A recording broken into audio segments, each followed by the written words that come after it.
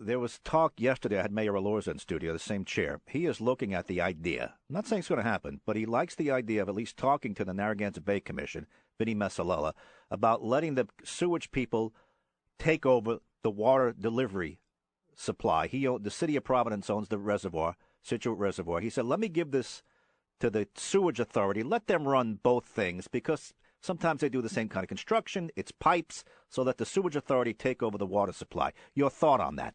Well, I don't know that the Narragansett Bay Commission would have any particular expertise in running a water distribution system. However, they may, and that synergy may be there. The operation is never an issue for anybody. Those are just details that you have to work out.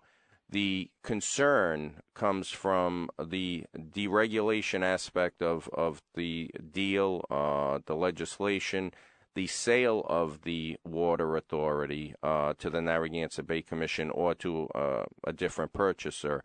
Whatever that sale price is going to be put on the rates that the ratepayers pay. So most people in the state of Rhode Island would incur water fee increases should that happen. So as the bill is put forth in the House, the difficulty is that most communities that rely on water from Providence Water are not going to vote for an increase for their own constituents. I would not do that. That would be bad for my constituents. So I would vote against it, and so would most of my colleagues. Therefore, something like that is just very hard to do.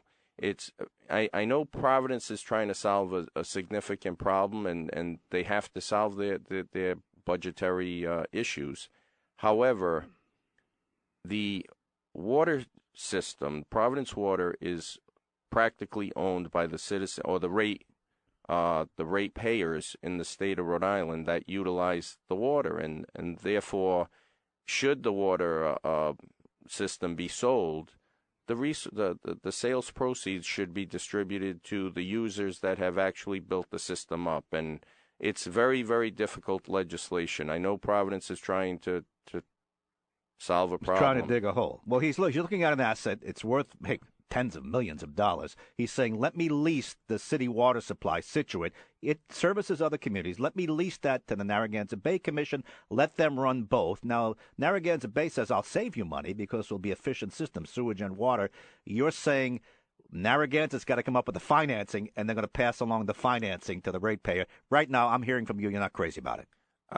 No, I am not, because it's a water rate increase to the users that rely upon that particular system. There's no question that it's going to cause a rate increase. Now, if they could devise something that's not going to cause a rate increase, but without a rate increase, the money's not going to be there to solve Providence's problem. So Providence is trying to solve their budgetary problems by having the ratepayers dispersed throughout the state of Rhode Island to pay for it. We each pay our individual taxes in our municipality, so there are inequities in that plan.